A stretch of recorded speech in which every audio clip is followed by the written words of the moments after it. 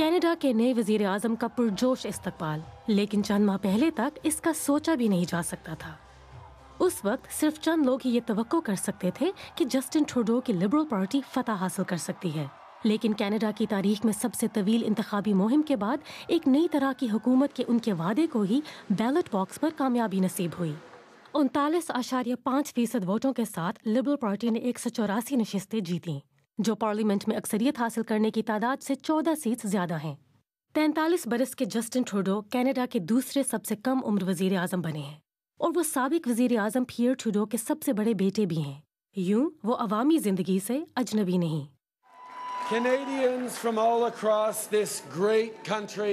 اس عظیم ملک کے ہر کونے سے ایک واضح پیغام آیا ہے۔ میرے دوستو، وقت آ گیا ہے تبدیلی کا، ایک حقیقی تبدیلی کا۔